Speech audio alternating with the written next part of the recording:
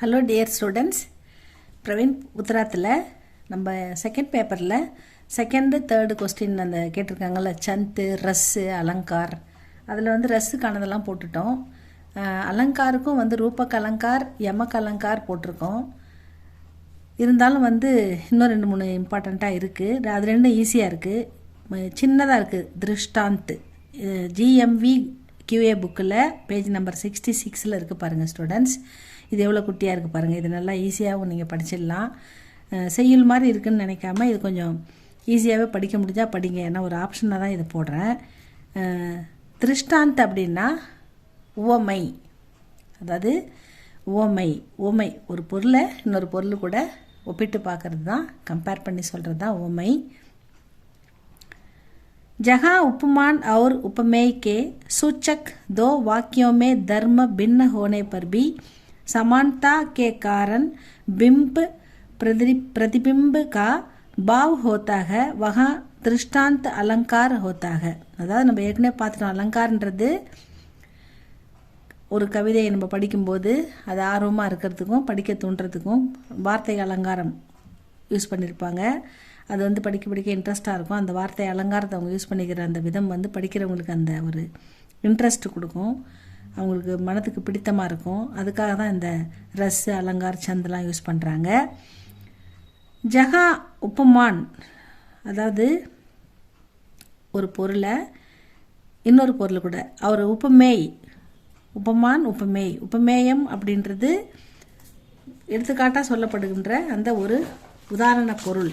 உப்புமான் அப்படின்றது ஒப்பிட்டு பொருள், அதாவது உப்புமான் தான் வந்து ஒப்பிடப்பட போகிற ஒரு பொருள். அது கூட உப்புமேன்றது இன்னொரு பொருளை ஒப்பிட்டு சொல்கிறது, ஓமைப்படுத்துறது. சூச்சக்னா குறிப்பிடுறது, குறிப்பிட்டு சொல்கிறது.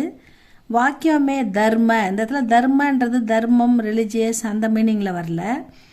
இந்த இடத்துல வந்து அதோட குணம், அதாவது எந்த பொருளை எது கூட ஒப்பிடுறோமோ அந்த பொருளுக்கும் இந்த பொருளுக்கும் உள்ள குணம், அந்த குணத்தை வந்து அந்த குணம் வந்து பின்ன ஹோனேப்பர், பின்னன்னா அது சமமாக இல்லாமல் வேறுபட்டு இருந்தாலும், சில விஷயங்கள் வேறுபட்டு இருந்தாலும் பல விஷயங்கள் ஒத்துப்போவதால் அது வந்து வேறுபட்டு இருந்தால் நம்ம சமான்தாக்கிய காரன், அதை சமப்படுத்தி அதை ஈக்குவல் பண்ணி அதுக்கு உதாரணமாக அது சொல்லப்படும் போது அதனுடைய பிம்ப பிரதிபிம்பு உருவ பிரதிபலிப்பு. பிம்பம்னா உருவம், பிரதிபிம்பன்றது உருவ பிரதிபலிப்பு. அதில் அந்த பாவ ஹோத்தாக அந்த உணர்வுகள் வந்து ஒற்றுமையாக இருக்கும். அதனுடைய உணர்வு, அது உள்ள குணங்கள் வேறுபட்டிருந்தாலும் கூட அதனுடைய உணர்வுகளை குறிக்கும், ஒற்றுமை இருக்கும். வகா திருஷ்டாந்த் அலங்கார் ஹோத்தாக, அப்படி வரும்போது அதை ஒப்பிட்டு சொல்லும்போது அந்த உப்பமான் உப்பமேக்கே சூச்சக், அதை குறிப்பிட்டு வாக்கியமே தர்ம, அதனுடைய குணத்தை வேறுபட்டதாக இருந்தாலும் அதை சமானத்தா, அதை ஒப்புமை பண்ணி அதை ஈக்குலிபிரியம் பண்ணி அதை நம்ம சொல்லும்போது அது என்ன ஆகுதுன்னா வகா திருஷ்டாந்த் அலங்கார் ஹோத்தாக. அதுதான் திருஷ்டாந்த் அலங்கார் என்று அழைக்கப்படுகிறது.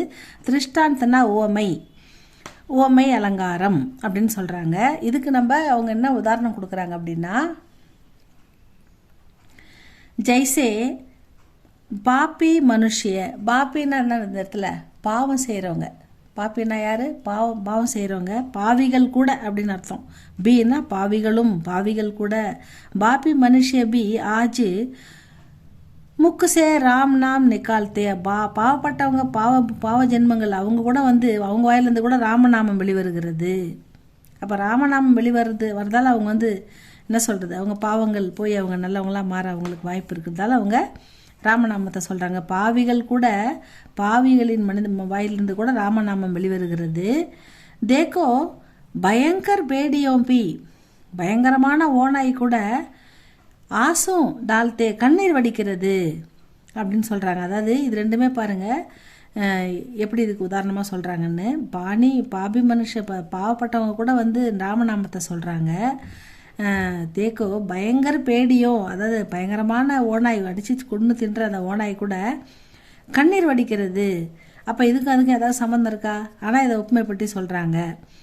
ரஹிமன் அசுவன் நயன் டரி, ரஹிமன் வந்து கண்ணீர் வடிக்கிறாரு. எதை பற்றி நினச்சேன்னா, ஜிய துக்கு பிரகட் கர்னே, அவருடைய துக்கத்தை வந்து தன்னுடைய கண்ணீர் மூலமாக வெளிப்படுத்துகிறாரு. ரஹிமன் அசுன்னா ஆசும் கண்ணிலேருந்து வர கண்ணீர், நயன்டரி கண்ணிலேருந்து வழியுது, ஜியை எதுக்குன்னா துக்க பிரகட் கர்னே, அதாவது அவர் துக்கமாக இருக்காரு அப்படின்ற அந்த துக்கத்தை வெளிப்படுத்துறதுக்காக அந்த கண்ணிலேருந்து கண்ணீர் வருகிறது அப்படின்னு சொல்கிறாங்க. ஜாஹி நிக்காரோ கேஹ்தே கஸ்ன பேது கஹி தேயி. ரஹிமன் என்ன சொல்கிறாருன்னா, ஜாஹின்னா வெளில போகிறது, நிக்காரோ வீட்டை விட்டு, கேஹுத்தோ வீட்டை விட்டு வெளியே போகிறவங்க, வீட்டை விட்டு வெளியேற்றப்படுகிறவர்கள். எந்த காரணத்துக்காக அவங்க வெளியேற்றப்படுறாங்க, ஏன் அவங்க வீட்டை விட்டு வெளியில் போகிறாங்க?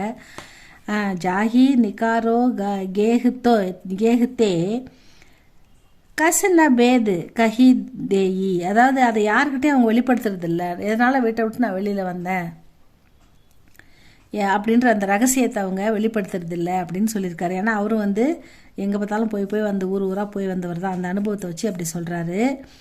ராம் கி சுந்தர்தா கே சாம்னே, ராமனுடைய அழகு அதுக்கு எதிரில் கிசி தூசரேக்கு வேற ஒரு சுந்தர்தா அச்சானகி லகுத்தி, இன்னொரு அழகான ஒரு உருவத்தை கொண்டு நிறுத்தினா கூட அது அழகாக இருக்காது. ஏன்னா அதை விட சிறந்த ராமன் இருக்கார். ராமனுடைய அழகுக்கு, ராமனுடைய சுந்தர்தாக்கு சாம்னே, ராமனுடைய அழகுக்கு எதிரில் இன்னொரு அழகான ஒரு விஷயத்தை கூட ஒருத்தர் கொண்டாந்து நிறுத்தினா கூட அவர் அழகாகவே தெரிய மாட்டார். ஏன்னா ராமன் எல்லாத்தோட சிறந்தவர் இல்லையா?